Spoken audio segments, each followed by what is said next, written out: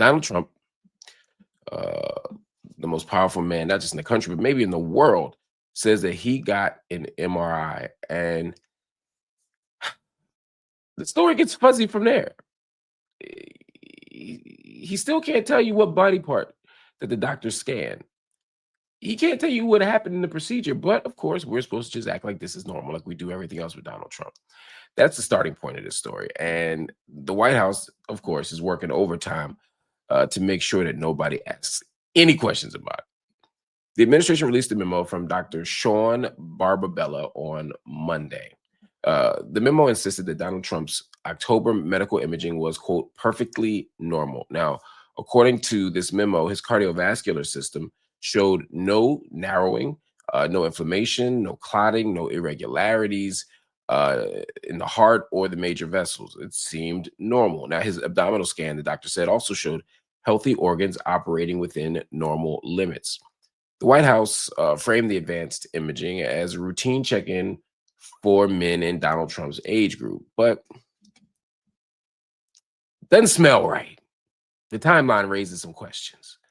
Donald Trump already had his annual physical in April, yet he went to Walter Reed in October for an MRI that he later claimed he did not understand. When reporters asked him what body part was examined, again, he said he had no idea.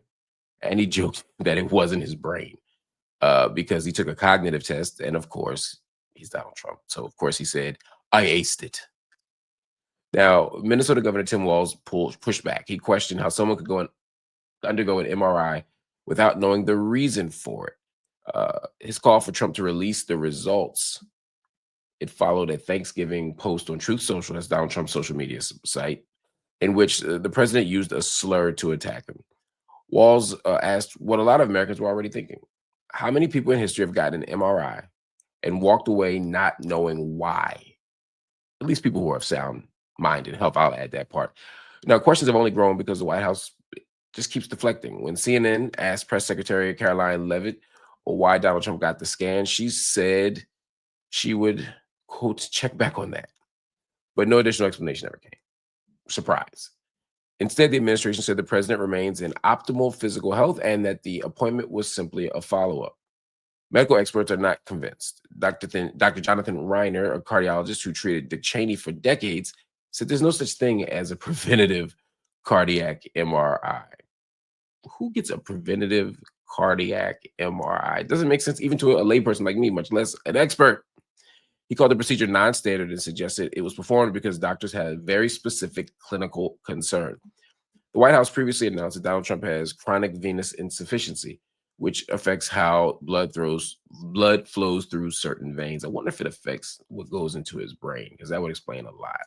And I'm not being funny. I really do wonder. Reiner noted that cardiac testing can help determine whether the heart is contributing to swelling in the legs. He said the situation is likely not dramatic, but the lack of transparency that's always going to feed suspicion. When officials dodge questions, what happens? We fill in the blanks. When the president's health becomes a mystery, it's also a national security issue. When information is withheld, it invites confusion, instability, and of course, manipulation. In a country with a long history of leaders hiding major medical concerns and medical conditions, including the last president, Joe Biden, the public has every right to demand clarity. President Trump's perfectly normal MRI sparks questions as doctors hint at hidden concerns. Hidden concerns. There's a few levels here, right? There's the fact that Donald Trump is just a liar. He says things that just aren't true. And so there's just no way to know whether he's okay or not.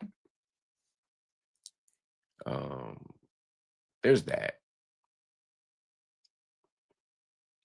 Then there's a question of what happens when Donald Trump is no longer healthy and able to function as president, because that's going to happen to anybody if they stay president long enough. And if it happens to Donald Trump during his presidency, will he tell us? Or will JD Vance be the president? Will someone else be the president?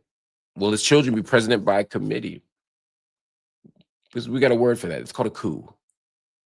Like, you can't just secretly take over the country, run it without telling nobody, without no elections. Although this country runs very close to that all the time.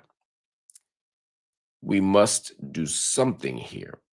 Now, there's a certain level of privacy that everyone should be afforded. I'm not saying that every single bit of information about Donald Trump's health we need to know. If he's got a wart on his butt, I don't need to know.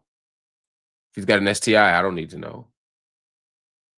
But if he's got a condition that compromises his health at his age, his big age, remember, he's trying to tell us that Joe Biden was too old to be president when he's not that much younger. They both were too old to be president. But I digress. Point is, we need answers, and we need them soon. And Jazz up, he's right. What do we expect from him? He's still with the Bible upside down. Exactly. I don't expect anything from him that would suggest honor or valor or transparency.